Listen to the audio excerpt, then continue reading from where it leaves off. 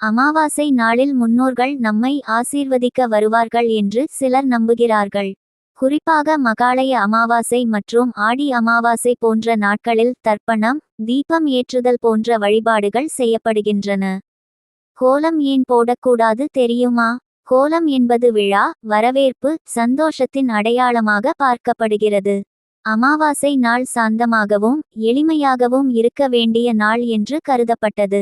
முன்னோர்கள் வருவார்கள் என்ற நம்பிக்கையால் அவர்கள் அமைதியாக வரட்டும் என்ற எண்ணத்தில் அலங்காரங்களை தவிர்த்தனர். சிலர் கோலம் போட்டால் அது தடையாக இருக்கும் என்று கூறினார்கள். ஆனால் இதற்கு வேத, ஆகம ஆதாரம் ஏதும் இல்லை. உண்மையில் இந்த நம்பிக்கைக்கு தெளிவான சாஸ்திர ஆதாரம் இல்லை. இது குடும்ப மரபு மற்றும் உள்ளூர் பழக்கம் மட்டுமே. பலர் அமாவாசையிலும் சாதாரணமாக கோலம் போடுகிறார்கள், சிலர் போடாமல் இருப்பார்கள். முக்கியமானது என்னவென்றால், முன்னோர்களை நினைத்து நன்றியுணர்வுடன் பிரார்த்தனை செய்வது தான். கோலம் போட்டாலும் போடாவிட்டாலும் மனசாட்சி படி நடந்து யாருக்கும் தீங்கு நினைக்காமல் வாழ்ந்தால் முன்னோர்கள் ஆசிர்வாதம் கட்டாயம் கிடைக்கும். இது போன்ற நல்ல பதிவுகளுக்கு திருமண மலர்கள் சேனலை சப்ஸ்கிரைப் செய்து கொள்ளுங்கள். நன்றி.